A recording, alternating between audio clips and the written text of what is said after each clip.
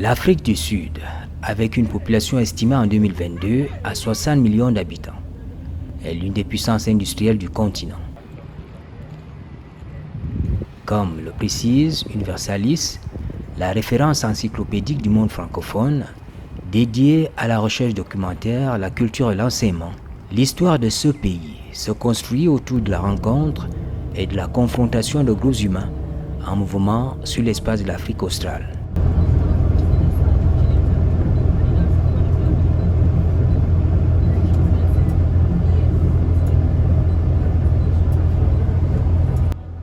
Sans être fidèle à une chronologie contemporaine, l'on note qu'avec la fin de l'apartheid et l'installation de la démocratie dans les années 90, l'hétérogénéité autrefois source de conflits est à l'origine d'une grande richesse de la nation arc-en-ciel. Certes, les disparités sociales sont encore vivaces, mais dans le fond, la reconfiguration politique a donné un nouveau visage à ce pays qui a opté pour la modernisation de son économie au départ désarticulée.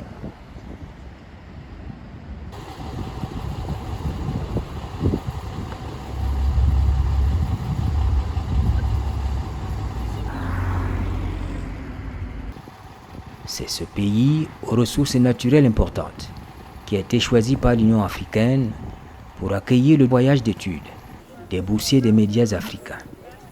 Sous l'encadrement de Leslie Richer, directrice de l'information et de la communication à l'Union africaine à Addis Abeba, en collaboration avec le staff de la GIZ. Yeah.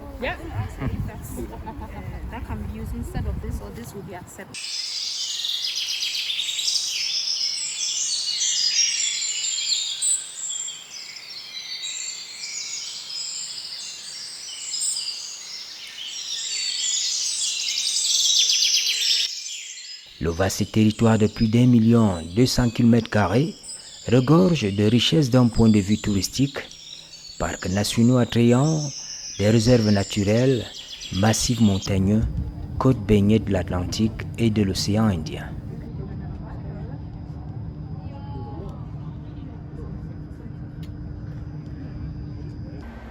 Johannesburg est la cité connue pour son dynamisme dans la finance et le commerce, Pretoria pour la politique et l'administration, alors que Cape Town, c'est l'énergie et la créativité dans tous les domaines.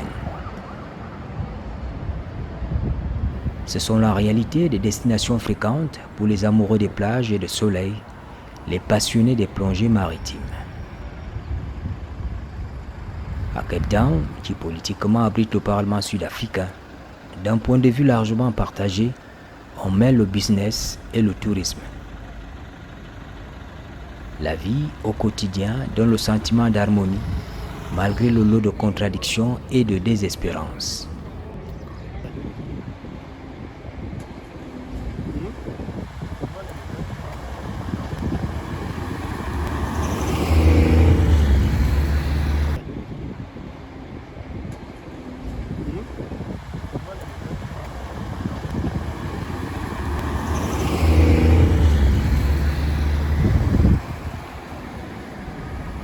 Dans la province du Cap, les paysages à découvrir sont nombreux.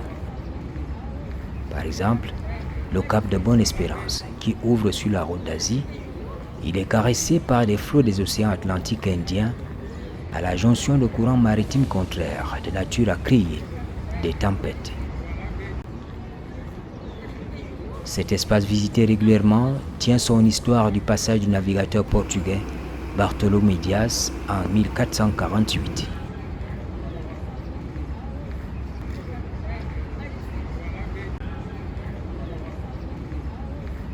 Bon, il y a beaucoup d'attractions ici à Cape Town. Des attractions touristiques, ce qui attire les touristes de part et d'autre. Il y a d'abord Cap de Bonne-Espérance pour nous les Français, qu'on appelle Cap of Good Hope. Vous voyez, c'est les derniers points là de l'Afrique. C'est-à-dire là où il y a l'océan Indien et l'océan Atlantique qui se racontent. Ça, c'est vraiment l'attraction touristique. None of these people have run a marathon in their life, right? None of them have run a marathon. You didn't run a marathon, you walked a marathon. No, I ran. I read. I saw the clip from Exactly. That's the only time you want to police station. I spent 6 hours, 5 minutes, but he spent 0 hours. Ensuite, il y a Robben Island, inscrit sur la liste du patrimoine mondial de l'UNESCO en 1999. Justement, sur le site de l'UNESCO, on peut lire que Robben Island a été utilisé à différentes époques entre le XVIIe et le XXe siècle, comme prison, hôpital pour les malades socialement indésirables et base militaire. Ces bâtiments, et en particulier ceux du XXe siècle, la prison à haute sécurité pour les acteurs politiques, témoignent de l'oppression et du racisme qui régnaient avant le triomphe de la démocratie et de la liberté.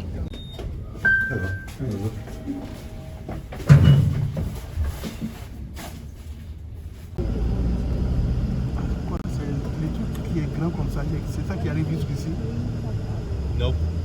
Come on.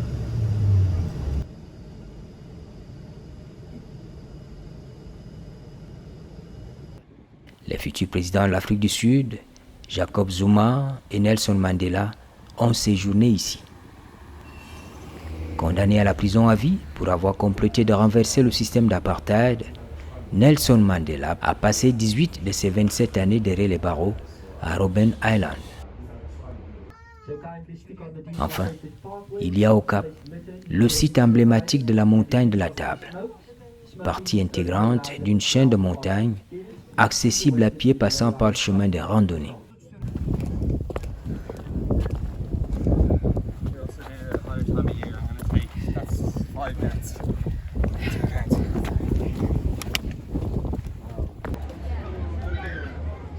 On atteint aussi le sommet de Table Mountain grâce à un téléphérique construit en 1929 et qui permet de réduire le temps d'attente.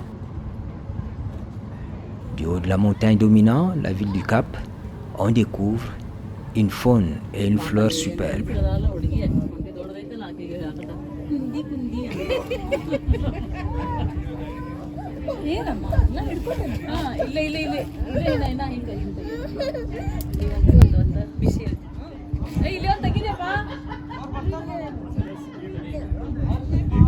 Nous sommes ici, ça c'est le 7e merveille du monde, Table Mountain.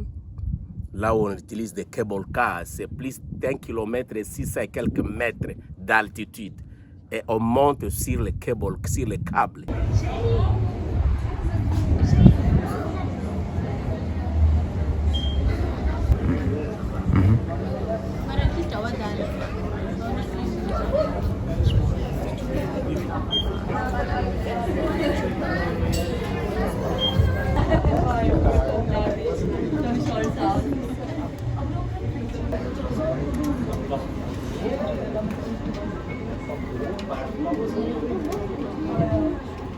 Ladies and gentlemen, thank you for visiting Table Mountain Aerial Cableway. Your exit will be to the left-hand side, facing the main building.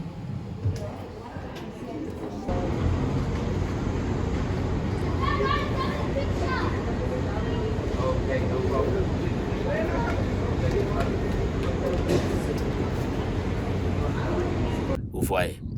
Et en dehors de ça, nous avons la prison de Mandela. Et aussi, Cape Town est parmi les 6e producteurs de vin dans le monde. Vous voyez, les gens viennent pour acheter le vin, tester le vin. Il y a beaucoup d'attractions. Vous voyez, il y a des ports, il y a des centres commerciaux, il y a comme Canal Walk, plus de 450 shops. Il y a Waterfront, il y a beaucoup de shopping centers, il y a beaucoup de... Nous avons le pic là où les gens viennent pour les gens qui aiment le parachute. Ils viennent aussi.